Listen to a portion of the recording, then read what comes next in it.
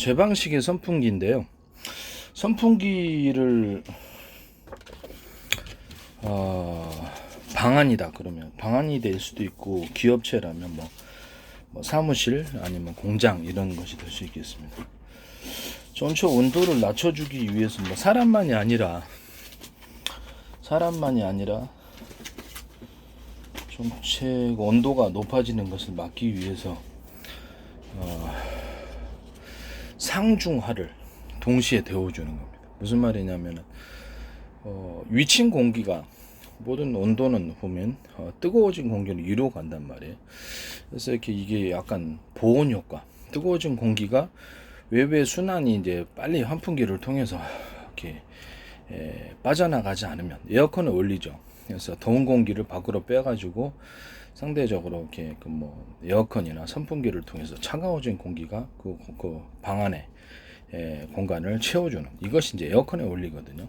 그래서 이거를 집안이라 할지라도 이게 막 여름이라 그러면 이제 환풍기를 통해서 입공기를 갖다 빼주는 것, 이렇게 빼주면은 굉장히 시원해집니다. 이게 일종의 뭐랄까, 화장실에서도 그렇게 돼 있거든. 화장실은 이제 그 냄새를 빼기 위해서 그런 거지만은, 방 안에서도 이제 겨울에는 이제 대신 춥겠죠. 겨울에는 춥기 때문에 환풍기를 겨울에는 거기 딱딱 막아놔가지고, 딱 문을 닫는 식으로 막아놔가지고 냉기가 못 들어오게 하고, 그렇게 하면 그 상대적으로 보온 효과 때문에 따뜻해집니다, 방 안이. 그래서 이게 윗부분을 통해서 온기가 빠져나가지 못하도록 단열 조치를 취하면은 상대적으로 이렇게 뭐라 그럴까, 따뜻한 방안이 될 수 있습니다. 일종의 아이스박스처럼 공기로서, 공기층이 아이스박스겠죠. 공기층으로서 아이스박스를 만들어 가지고 그렇게 할 수가 있습니다. 에어컨의 원리처럼 뜨거워진 공기를 환풍기를 설치를 해가지고 외부로 뺀다. 이렇게 되면 에어컨의 원리가 되겠습니다. 에어컨의 원리가.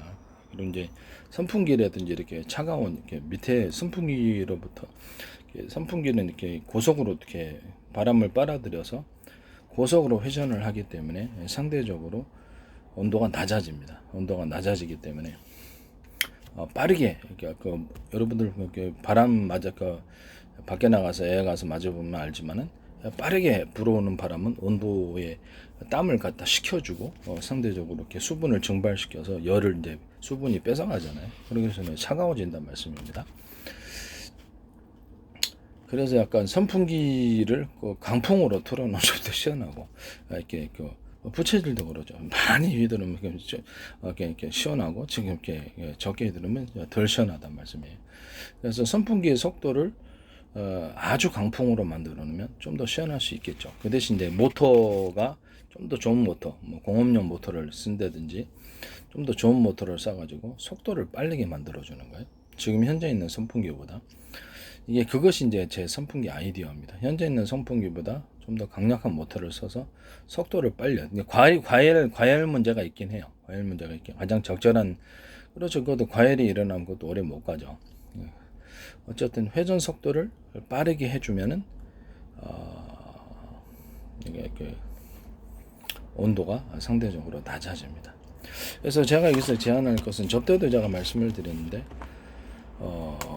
첫 번째는 이렇게 에어컨식으로 해서 방에 상중하다 그러면 방의 공기층이 윗공기를 차갑게 만들어 줘야지 전체적으로 시원해집니다. 그래서 저는 선풍기가 이렇게 있다 그러면 약간 에어컨식으로 타워식으로 해가지고 선풍기를 가운데 선풍기 회전 날개가 크면은 더 시원해요. 더 시원한데 대신 전력이 많이 들고 이게 공간을 많이 차지하는 단점이 있습니다. 그래서 지금 선풍기 이렇게 대가리만, 선풍기 대가리 이렇게 돌아가는 이쪽 있죠? 이쪽 부분만을 설치를 하는 거죠. 이쪽 쓸데없는 것을, 이걸 부피를 줄여서 이것이 회전할 수 있는 공간을 만들어 주면서, 그래서 사워 형식으로서 상중하를 동시에 시원하게 엄청 시원해집니다. 이론은 뜨거운 공기가 위로 올라감으로 인해서 온실 효과가, 보온 효과가 생기기 때문에 그거를 선풍기를 상중하를 위에 있는 선풍기가 위에 있는 공기를, 뜨거워진 공기를 식혀져 버리면 전체적인 온도는 내려간다는 거죠. 상중하를 동시에 시원하게 만드는 방법. 그래서 선풍기를 이렇게 타워 형식으로, 이렇게 에어컨식으로 만들어 가지고 이거를 2개나 3개, 뭐 2개짜리도 가격대별로죠. 2개나 3개로 해서 이게 각각의 선풍기가 돌아가는 겁니다. 그래서 필요에 따라서 뭐 그렇죠. 이게 위에 거하고 아래 것만 하고 가운데 거를 갖다 스위치를 갖다가 온오프를 할 수 있고요. 이렇게 될 수도 있습니다. 이렇게 3개짜리가 상중하를 동시에 데우는, 이렇게 시원하게 만들어주면 기존의 온도가 되게 낮아지게 됩니다. 그래서 기존에 어떤 이런 선풍기가 전력은 별로 사용하지 않아요. 전력은 그렇게 크게 들지 않습니다. 이런 선풍기. 또는 이렇게 2개짜리로 나눠 가지고 여기 선풍기를 이렇게 돌아갈 수 있게, 선풍기를 돌아갈 수 있게는 해주면서 2개짜리로 이렇게, 꼭 모양은 자체는 뭐 사각 아니더라도 상관없어요. 이게 돌아가기만 하면 됩니다. 그래서 이것이 좌우로 회전할 수 있어야 되고 밑으로 꺾을 수 있어야 되고 현재 선풍기처럼 위로도 올릴 수 있어야 됩니다. 이거를 꺾어 가지고 밑으로 내릴 수도 있고 위로 올릴 수도 있고 옆으로 돌릴 수도 있잖아요.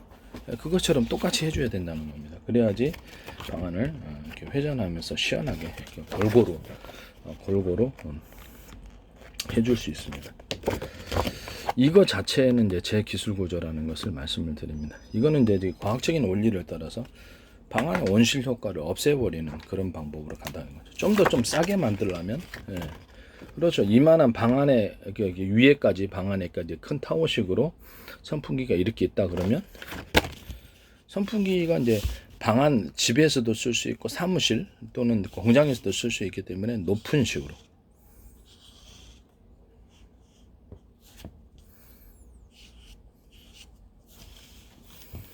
이렇게 회전할 때 넘어지지는 않으면서도 견고하게 이렇게 될 수 있는 선풍기. 방 안에 윗공기를 시원하게 돌리면서 차가워지게 만드는 길이가 긴, 현재는 이렇게 긴 선풍기가 없어요. 보통 벽걸이를 하셔도 되고, 벽걸이를 통해서 벽에다 설치해 가지고 벽걸이를 갖다 윗공기를 차갑게 해주면 그것도 또 될 수 있는 부분이에요. 그렇지만 이제 이런 선풍기에도 또 필요한 게 있으니까요. 이렇게 하나의 선풍기로만 2대, 가격 때문에 그럴 수도 있고요.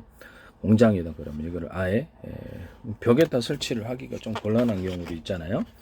그래서 이것을 조립식으로 해서 높이 해서 방안 윗공기를, 방 안의 온실 효과는 뜨거워진 공기는 위로 감으로 온실 효과를 없애는 식으로 이렇게 해서 긴 선풍기 만드시면 제 기술 구조가 되겠습니다. 또는 여기 이런 선풍기를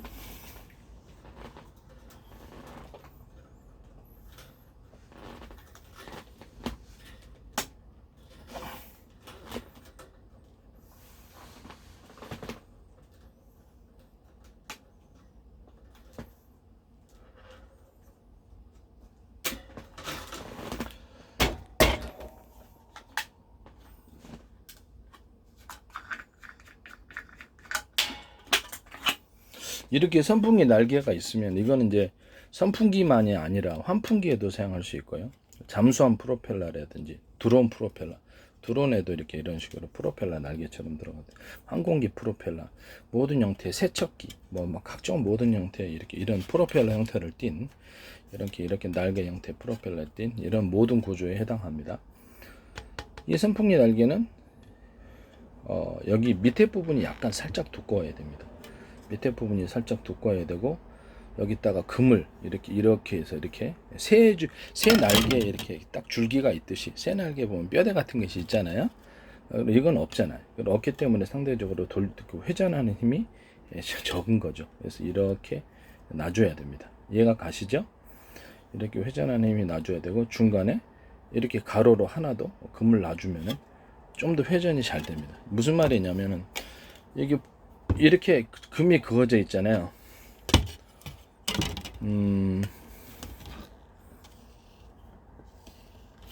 이렇게 금을 그었지 않습니까? 이렇게 금을 그었으면 이것이 있으면 회전이 잘 된다는. 근데 옆에다 가로의 선을 좀 주면 가로로서 약간 살짝 튀어나오기만 하면 되겠죠.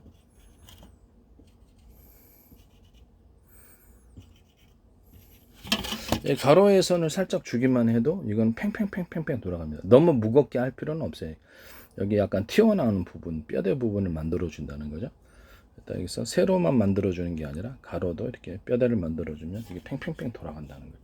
이 기술 구조는 이렇게 항공기 프로펠러에도 사용될 수 있고, 잠수함 프로펠러, 모터보트, 배, 드론 같은 데도 사용할 수 있습니다. 드론의 이 원리도 사용할 수 있고, 윗면보다 밑에가 약간 살짝 두텁게 만들어 줍니다. 근데 그것도 이제 제 기술 구조에 해당하게 되겠습니다.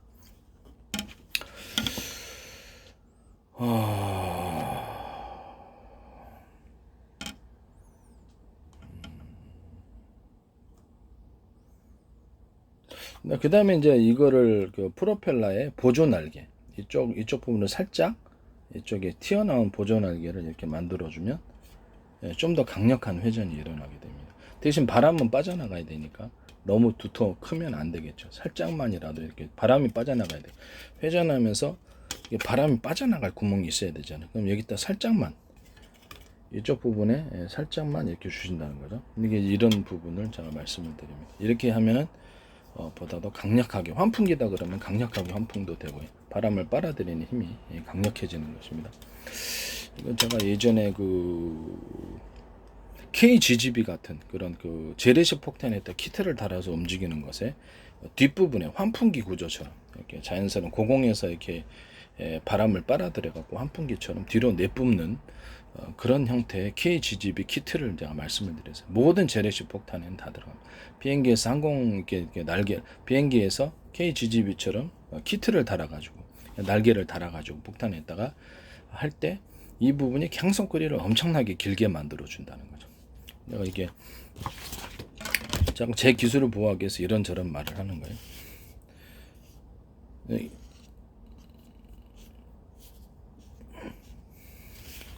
이렇게 재래식 키트에다가 이렇게 그 옆에 양 날개를 달아 윙을 달아준다는 거. 이게 이제 키트인데 KGGB 같은 이쪽 부분에 뒷부분에 환풍기 구조를 달아준다는 거. 무슨 말인지 알죠?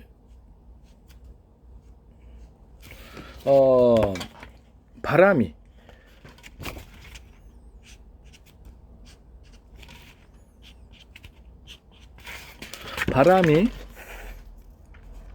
이쪽에서 피통안처럼 바람을 빨아들이고요. 그 다음에 뒷부분에 이 피통안 안은 코팅 처리가 돼서 매끄럽게 바람의 저항 때문에 브레이크가 생기지 않도록 들어오자마자 곧바로 뒤로 빨려 나가는 구조입니다. 여기다 환풍기처럼 이렇게 프로펠러 날개를 달아줘서 바람을 뒤로 이렇게 빼주면은 이게 항속거리를 엄청 늘린다는 거죠. 한번 어차피 내구성은 상관없어요. 항속거리를 늘릴 거니까 한번 쓰고 버릴 거니까 이것도 전 세계에 있어서 이 키트에 있어서 이거 쓰시면은 남의 기술 도둑질해서 상업화 시키거나 방산화 시키지 맙시다.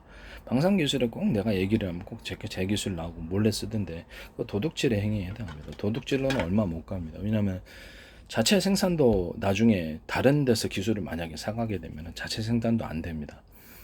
해외 수출도 안 되고 브레이크가 걸리죠. 웨스팅하우스에서 보면은 원자력 발전소 보면은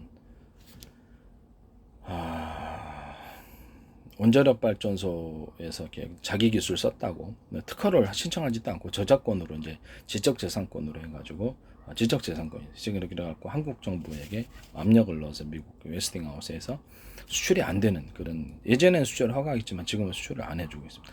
또 이제 협의하면 또 허가해 줄지도 모르겠으나 기술료를 지급을 해야 되는 부분입니다. 남의 기술을 도둑질하면 안 됩니다. 그리고 자기 기술을 만약 한국에서 개발한 기술을 다른 데서 마음대로 쓰면은 그것도 기분 나쁘겠죠. 말이 안 된다고 하겠죠. 동일하고 생각하시면 되겠습니다.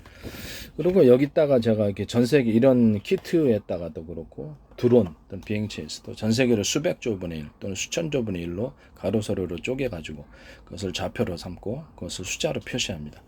상층 하늘 위로 상층으로는 1cm 단위로 해가지고 가로 세로로 쪼개고 밑에도 1cm 단위로 해서 지하층 또는 바닷속 여기서 가로 세로를 해서 좌표 표시하고 그래서 숫자로 표시합니다. 자기 위치를 인식하고 상대방의 어떤 항공기나 드론 같은 것을 전파를 한 군데만 쏘는 게 아니라 각도를 따라서 동서남북 각도 움직이 예상되는 거에 따라서 쏩니다. 여러 가닥을 쏘고 그중에 이렇게 여기서부터 여기까지 걔가 항공기가 움직인 거리, 시간대별로 움직인 거리를 파악합니다. 동서남북 각도가 이제 어디 방향으로 움직이는지 알게 되고 그 속도, 그다음에 이게 이런 것들을 알게 되는 것입니다. 또 고도까지도 다 알 수 있습니다.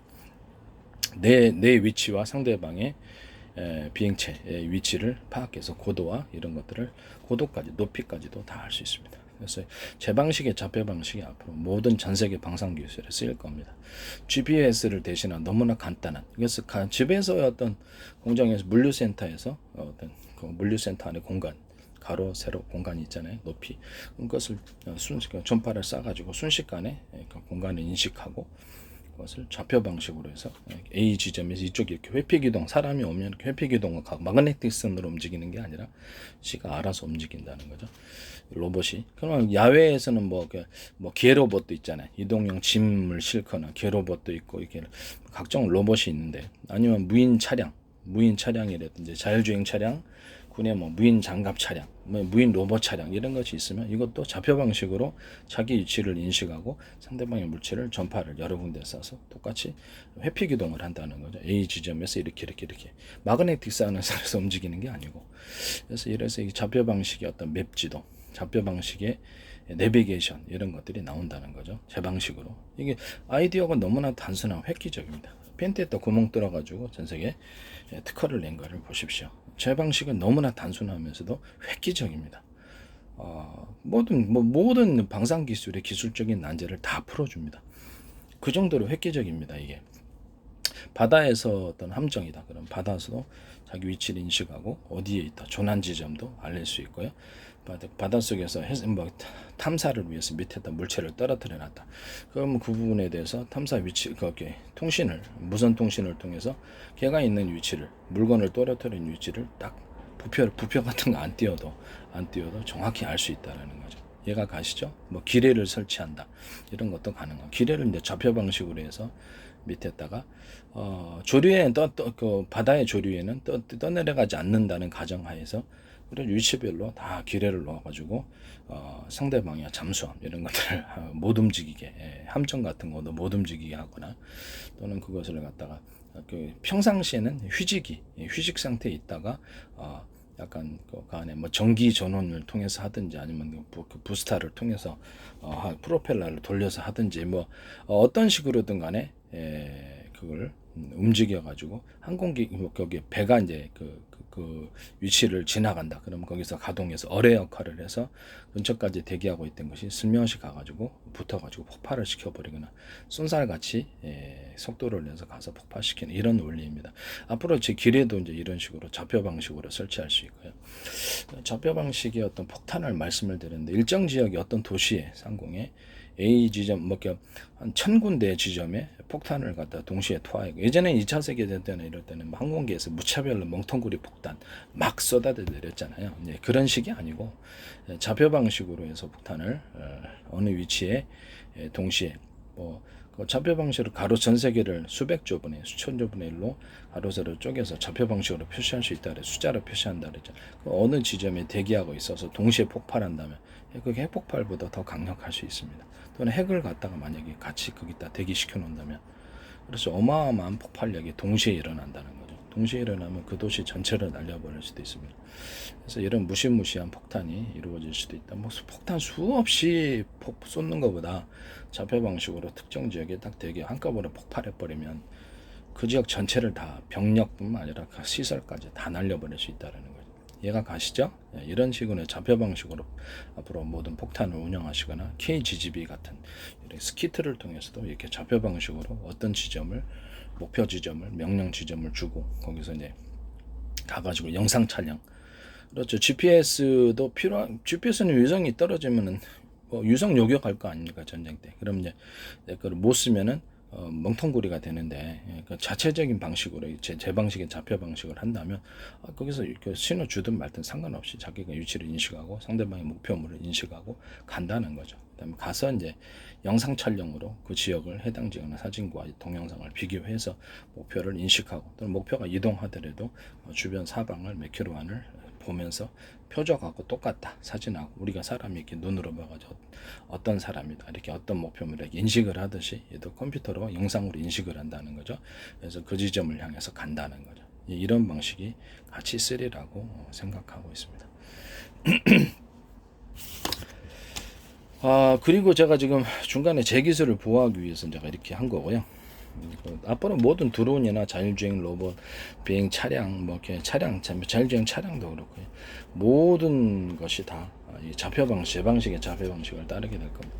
반도체 안에서 어떤 정보를 입출력 할 때 회로를 갖다 이쪽에서 저렇게 막 움직이면서 이쪽 회로가 5개가 있다고 칩시다. 회로가. 그러면 거기 정보 입출력이 이쪽 회로 탔다가 저쪽 회로 탔다가 이쪽 회로 저기 사다리 타기 식으로, 이런 식으로도 갈 수 있다라는 거죠. 반도체 회로도 제 방식의 좌표 방식, 그다음에 반도체 어떤 기억 장치, 뭐 기억을 저장하고 이렇게 그 기록을 이렇게 정보의 입력을 저장하고 출력하는 이런 것에도 좌표 방식으로 앞으로 전부 다 하게 될 것이라고 생각합니다. 그래서 잘 정리된 서구처럼 A 지점 어디에 무슨 정보가 있다 이렇게 알면 정확하게 그렇죠. 정보가 혼선 없이 빠르게 추출이 되거나 입력할 수 있겠죠. 좌표 방식으로 반도체 회로를 정보 입출력을 만드시거나, 좌표 방식으로 거기 저장을 하시는 이런 것도 제 기술이죠.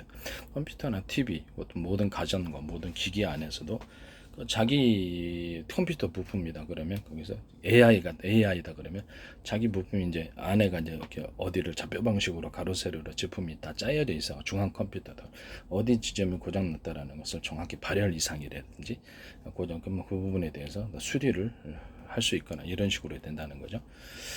상하수도다 그러면 상하수도 위치를 좌표 방식으로 맵 지도 같은 걸 만들어 가지고 어디에 매설해 있다는 것을 숫자로 정확히 표시하고, 상하수도 안에서도 좌표 방식으로 어디가 누수난 지점을 상하수도를 좌표 방식으로 표현할 수 있죠.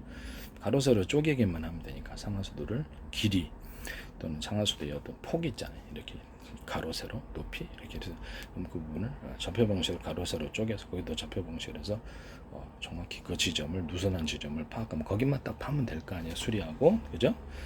그런 식으로도 갑니다. 도시가스 매설도 그렇게 가고, 아니면 이동통신, 인터넷 업체 이런 데서도 좌표 방식으로 전파를 쏜다는 거. 그다음에 머스크 같은 그렇죠. 이게 유성통신 업체들도 전파를 쏠 때 좌표 방식으로 정확히 이쪽이 동쪽이 있는데 서쪽에다 전파를 쏘는 멍청이는 없잖아요. 그렇기 때문에 보다 정확하게 좌표 방식으로 동쪽 어디에 몇 번 지점에 전파를 쏘면, 그리고 전파의 소실률이 없어지게 돼요. 전파가 정확히 도달하게 되면 성공률이 높아지거든요. 이런 식으로 모든 이동통신과 위성통신 이런 것들도 좌표 방식으로 갈 것이다. 저는 그렇게 생각합니다. 남의 기술 도둑질해서 이게 획기적이잖아요. 간단한 팬티 하나 구멍 뚫었더니 전 세계 특허. 이건 되게 획기적인 거야. 단순하면서도 획기적인 이런 기술이 저한테는 많습니다. 그리고 아까 아침에 회전 날개에 있어서 하나의 회전축에서 이렇게 돌리잖아요. 모터에서 하나의 회전축에서 돌리는데 여기서 모터를 돌릴 때 이 작은 프로펠러 날개가 여기 하나 더 있는 거예요. 여기 앞에 딱 하나가 더 있어서 작은 프로 2개나 3개 몇 개 정도 이렇게 프로펠러가 더 있어 이렇게 돌리면 보다 강력한 풍랑이 일어납니다. 드론에서 이렇게 돌리잖아요. 드론에서 이렇게 회전축에 딱 해가지고 헬리콥터도 그렇고 드론도 이렇게 돌리잖아요. 그러면 위에 이게 몇 개가 더 있으면 보다 강력하다는 거죠. 그런 방식의 이제 프로펠러 방식을 사용하시면 제 기술을 잠수하면서도 사용할 수 있고 비행체에서도 사용할 수 있습니다. 남의 기술 도둑질해서 상업화시키지 좀 합시다. 그 모터는 어떤 식으로 돌아가냐면 모터는 안에 이제 서로 굵기가 틀린 그 구리선이 들어갑니다. 모터 안에. 그러니까 그래야지 이제 주파수 방식으로 펄스 방식으로 전기가 바뀌어서 동일한 전기 대비해서 파워가 세지는 현상이 일어납니다. 이게 굵기가 틀린 구리선들을 감아놓고 발열이 최고점에 이를지라도 타지 않게끔, 그렇죠. 그쪽 굵기를 튼튼하게 하셔야죠. 그다음에 거기 연구자석을 깔아놓잖아요. 연구자석은 한 겹만 하는 거 아닙니다. 동일한 두께라도 2겹, 3겹, 여러 겹으로 해놓고요. 동에는 두께를 대중소 두께를 틀리게 만들어 갖고 제 방식의 모든 만물은 서로 평균하고자 하는 원리를 갖고 있다. 그래서 대중서 서로 사이즈가 틀리는 거로 서로 교류하게 돼 있습니다. 말이 안 된다고 생각하시겠지만 해보시면 실제로 됩니다. 교류가 되어서 연구 자석의 힘이 굉장히 강력하게 보다 강력한 회전이 파워가 이루어지게 됩니다. 이 방식은 전 세계 방산 기술과 모든 가정용, 모든 산업용 또는 배도 그렇고요. 모든 형태 모터가 들어가 전기로 돌아가서 모터가 들어가는 모든 부분 거기에는 다 쓰이게 되어 있습니다. 이것은 믹서기를 돌린다든지 모터가 돌아가는 모든 곳이라니까요. 그러니까 안 들어가는 곳이 이게 또 굉장히 전 세계 큰 기술입니다. 모터 직전에 들어가는 전선 구조는 하나의 전선 피복 안에 굵기가 기존에 이제 다른 데로부터 들어오는 전선들이 있잖아요. 근데 일정 부분의 길이를 이것을 전선 안에 있는 구리선 자체를 두껍게 처리해 가지고 카패시터 역할을 축전기 이렇게 배터리 역할을 하기 위해서 여기를 두껍게 전선 구조 자체를 두껍게 만들어서 전력을 축적을 시켜주는 장치를 따로 둡니다. 모터에 들어가는 바로 직전에 일정 구간을 일정 길이를 여기 하나의 전선 피복에다 그러면 아주 두꺼운 구리선으로 해주든지 아니면 두꺼운 구리선이 너무 비효율적이다 그러면 기존의 다른 선과 차별화되는 거죠. 그래서 하나의 동일한 두께다 그러면 이런 동일한 두께의 구리선을 가닥수를 그렇죠. 2개 놓을 거를 10개를 놔준다는 거죠. 이해가 가시죠?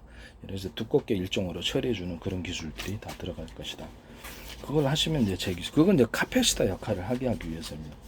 이거는 전선 회사에서도 사용할 수 있는데,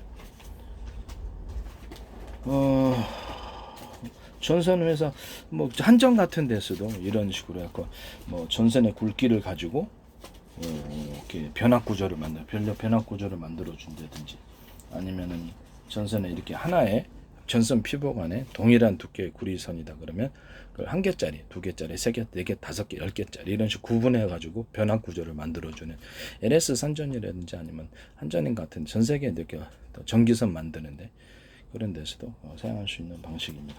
이거 전원 공급기에서 이제 그걸 하고 이게 반도체의 전기 입출력도 이런 식으로 전선의 가닥수를 가지고 전선의 안에 이제 전선 피복 안에 구리선의 가닥수 어떤 데는 1개짜리, 어떤 2개짜리, 어떤 3개짜리, 4개짜리 이렇게 전류량을 통제해서 전류량을 어떤 데는 이렇게 많이 보내고 전력을 적게 보내고 이런 식으로 구리선 안에 있는 전선 피복 안에 있는 구리선의 굵기를 동일하다고 했을 때 가닥수를 틀리게 만들어서 전원을 공급한다는 거죠. 전원 공급기, 전 세계 전원 공급기에서 방산 기술에서 아마 쓸 겁니다. 방산 기술과 모든 것을 이제 전 세계에서 모든 전기를 쓰는 데는 다 쓰고요. 반도체 ARM 아니면 삼성 같은 데서도 반도체 회로 만들 때도 인텔 같은 데도 제가 다 퀄컴 같은 데도 다 쓰게 돼 있습니다. 애플 같은 데도 안 쓸 수가 없습니다. 쓴 다음에 이제 몰래 쓰시겠죠. 어디서인지는 모르겠지만 도둑질해서 쓰셔야 돼요. 그래서 제가 안 쓸 수가 없습니다. 기술 자체가 너무 단순하면서 획기적이기 때문에 이게 제가 이런 기술이 이제 반도체 회로도 이렇게 정보 입출력 있잖아요. 어떤 데는 정보가 많이 들어가는 것은 회로에서는 그렇죠. 여러 가닥으로 늘리면 되겠죠. 정보가 적게 들어간 데는 회로를 적게 도로라 얘기를 하자면 도로에 차량이 많이 입출력하는 차량이 많이 다 다니는 곳은 도로를 8차선으로 10차선 넓히고 어떤 데는 4차선 이런 식으로 하잖아요. 그것도 이제 정보의 입출력에 있어서도 전기의 입출력에 있어서도 이렇게 한다는 거죠. 그래서 그 개념이라는 거죠. 그러니까 이야기는 쉬울 겁니다. 이게 정보 굉장히 아이디어가 단순하면서 획기적인 구조다. 핀티 하나에 구멍 뚫어가지고 전 세계 특허 나왔다. 그런 것처럼 기술적인 난제들을 다 풀어주는 속도가 엄청 빨라져요. 이런 부분을 제가 말씀을 드립니다.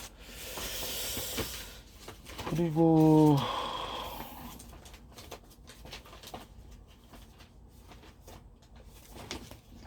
이 기술이 어디서 나왔냐면은 이런 전기 배터리를 자동차용 전기 배터리 이 전기 배터리는 항공기에서도 드론에서도 또는 모든 산업 부분에서는 다 쓰는 부분이 전기 배터리인데 전기 자동차다면 현재 있는 배터리를 8개를 물리적으로 분할하고요. 격벽 처리해서 각각 보관하고 발열 이상이 있는 곳은 전원을 차단시키고 그쪽 산소를 차단시켜서 꺼버립니다. 그래서 나머지 배터리를 살리기 위해서 이런 구조는 쿨링 시스템을 통해서 냉각을 시켜주고 겨울에는 그렇죠. 냉각되는 그런 문제 때문에 출력이 떨어지기 때문에 이 부분을 훈풍을 불어가지고 이렇게 불립니다. 이걸 했더니 저기 YTN에서 어떤 업체가 사용하시더라고요. 그건 제 기술입니다. 전 세계 어떤 미친 회사도 거기다가 온풍을 불어가지고 겨울에 거기 배터리를 이렇게 활성화시키는 그런 데는 없었습니다. 한 군데도 없었고요.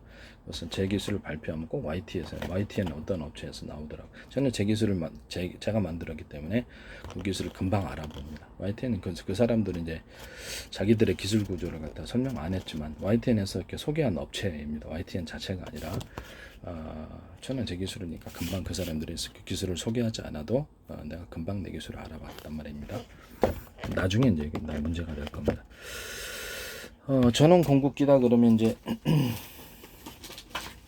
전기차 충전이다 그러면 이런 콘센트 방식으로 이것은 뭐 2개짜리가 8개다 그러면 2개나 3개가 필요하겠죠. 안에 이제 전기 충전소에서 하나 꽂으면 즉각 전력이 쪼개져 가지고 이런 저는 콘센트 방식으로 쪼개져서 각각의 배터리에 동시에 충전이 되는 겁니다. 동시에 충전이 되면서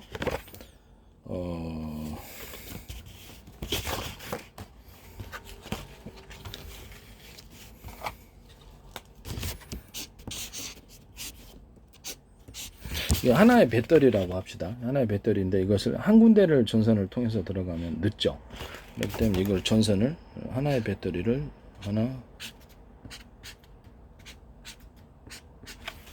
네 군데로 분할해서 동시에 충전을 해버리면 빠르죠.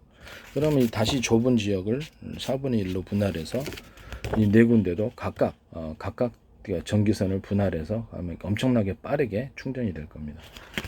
그럼 다시 작은 구조도 이 작은 구조에 이것도 4분의 1로 또 쪼개 들어가면 전선을 놓으면 엄청나게 빠르게 충전이 되겠죠. 그렇죠? 동서남북을 동시에 이렇게 충전이 되는 구조입니다. 이런 것은 매우 중요한 건데 정보 입출력과도 관련이 되어 있어요. 반도체라든지 이런 정보 저장 장치에 있어서 정보 입출력을 동서남북에서 동시에 들어가서 각도의 것을 이것은 뭐 4분의 1 아니라 16분의 1뭐 하셔도 8분의 1도 하도 이렇게 그건 자유자재입니다. 10분의 1로 하셔도 되고 그렇죠. 여러 군데를 동시에 쪼개서 들어간다는 정보를 그러면 전기 충전이 엄청 빨라지겠죠. 그렇죠? 전선 구조를 갖다 놓는 100가구다 그러면 한 군데의 전선을 통해서 들어가는 것보다 100개의 100가구에 곧바로 전선을 공급하면 곧바로 충전이 돼 버리는 거죠. 그 방식이라는 거죠. 그래서 전원선을 이렇게 쪼개서 분할해서 이렇게 들어간다는 거죠. 그러면 이것이 뭐 이렇게 전기의 충전 전기를 이렇게 충전했다 다시 뽑았어야 될 겁니까? 충전, 방전 이게 두 방식이 다 되는 거고. 정보 입출력, 정보를 갖다가 전기 이제 신호를 갖다 약하게 하면 통신이 되는 거니까 반도체 신호 입출력 방식에도 동서남북으로 해서 동시에 쪼개서 들어가는 구조가 되겠습니다. ARM 같은 데서도 아마 쓸 거라고 삼성이라든지 애플, TSMC라든지 도시바, 저기 전 세계 SK 및 그 반도체 이런 데서도 다 쓸 거라고 생각합니다.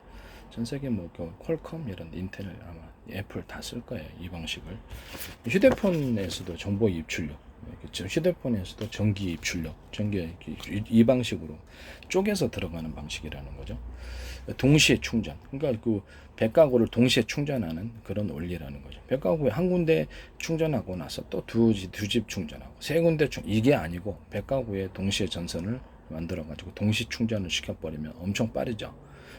그런 거라고 생각하시면 되겠습니다. 이렇게 잘게 쪼개 갖고 순식간에 충전, 방전, 이렇게 전기 입출력 또는 신호의 입출력, 이렇게 정보의 입출력, 이 정보의 입출력도 이런 식으로 동서남북 동시에 들어가 가지고 입출력을 한다는 거죠. 이런 식으로 이렇게 쪼개서 들어간다는 거죠. 이거를 4분의 1로 쪼개고 다시 또 이 작은 쪽을 4분의 1로 쪼개고 4분의 1 각각의 전선을 둬 가지고 뭐 반도체로 얘기를 하면 회로겠죠. 이런 식으로 들어가는. 구리선 회로 이렇게 동시에 충전을 하신다는 이해가 가시죠? 그러면 전선이라든지 회로가 숫자가 많아지고 어떤 데 반도체 회로의 입출력에 있어서는 여기는 하나를 뒀지만 여기 특정 이 부분에 정보 입출력을 많이 하고 싶다라는 제작자 많이 그 회사의 의지가 있다면 그리고 이거 한 개가 아니라 이거를 5가닥으로 늘릴 수 있겠죠.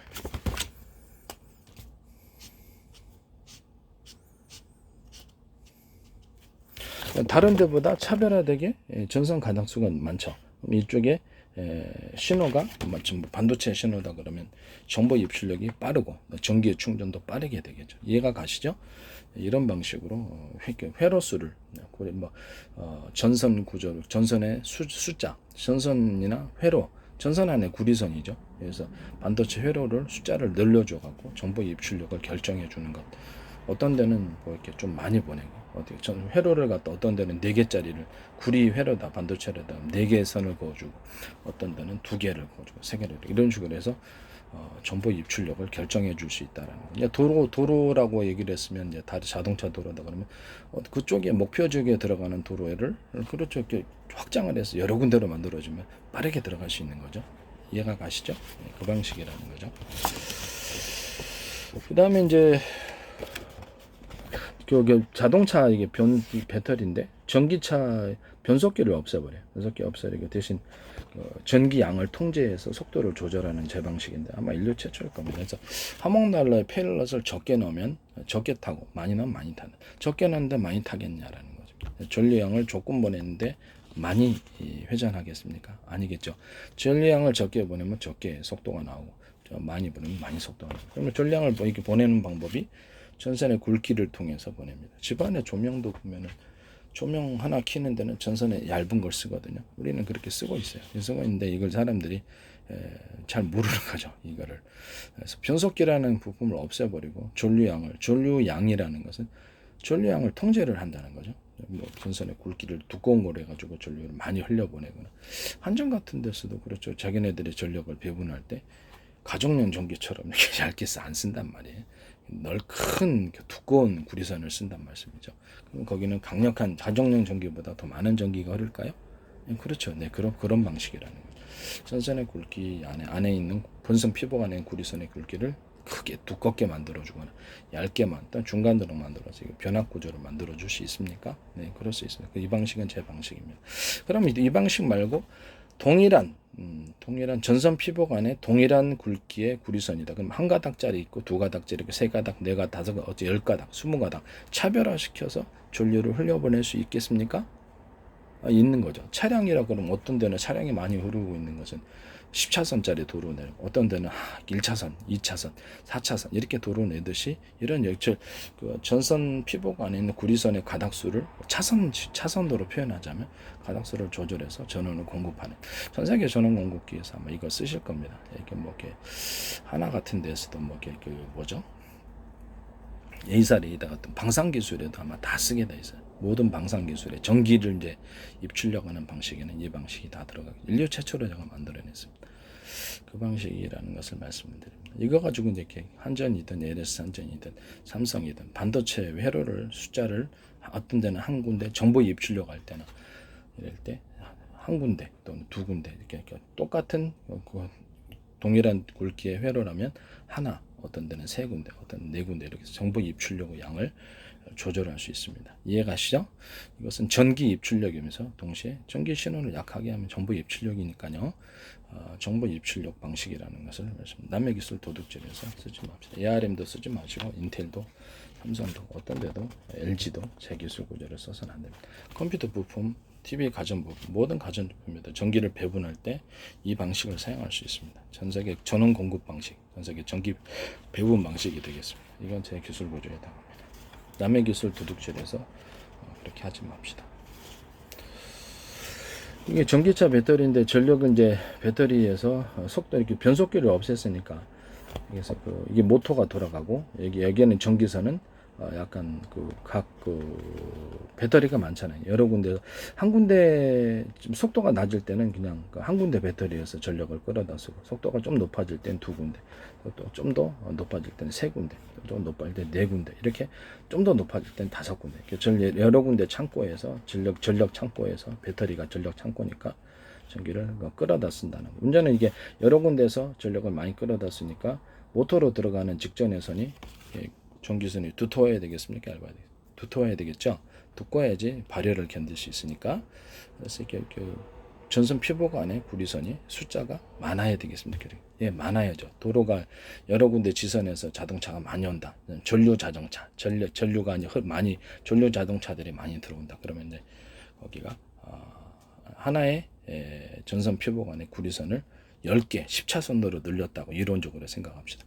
그러면 모든 배터리 10군데에서 8군데에서 7군데에서 많이 들어와도 전력을 다 수용해서 받아들일 수 있어야 됩니다. 구리선 모터 안에서도 그런 많은 전력을 한꺼번에 써도 타지 않을 정도로 모터의 구리선을 두껍게 해야 되겠네요. 네, 그렇죠. 두껍게 해야 됩니다.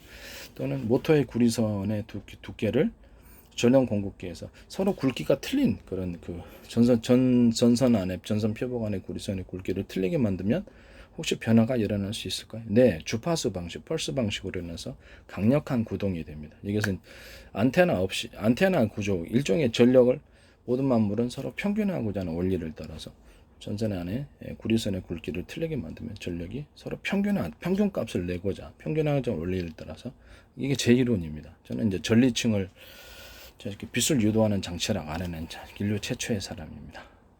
이것을 엉터리가 아닙니다. 이렇게 전력이 왔다 갔다 하는 펄스 방식으로 주파수 방식으로 바뀌게 됩니다. 변화를 보인다는 거죠. 이것도 제 기술 고지에 해당합니다. 모터 그다음에 이제 전선의 굵기에 있어서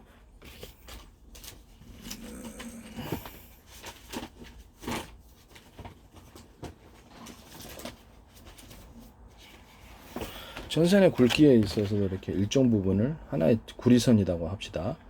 동그랗거나 네모나거나 일정 부분을 두텁게 만들어준 게 카패시터 역할을 하는 거예요. 3D 반도체에도 이거 들어갈 수 있습니다. 트랜지스터 없이 그 카패시터 트랜지스터로만 구성되는 3D 반도체 만든다고 중국에서 그러던데 그건 어디선가 카패시터 전력을 축적하는 부분이 있어야 되는 것은요.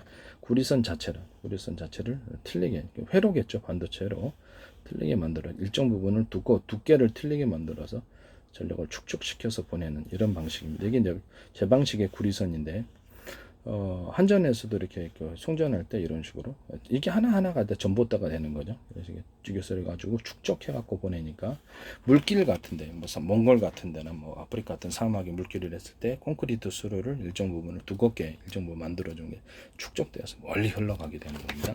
전기로 다 돌리지 않아도 그 방식이죠. 물길 수로도 되고 이런 전기선 안에서도 일정 부분 반도체 회로에서도 이 기술을 사용할 겁니다. 이것을 뭐 일나노다 그러면 이게 전력을 축적해 갖고 가는 부분 이런 부분 한전 같은 데서도 이런 전기선 써서는 안 됩니다. 이런 부분을 제가 말씀을 드립니다. 스프링 기술인데 일정 있게 스프링에다가 용수철이라면 일정 부분을 똑같은 두께가 아니라 어떤 부분은 두꺼운 것을 만들어내는 거예요.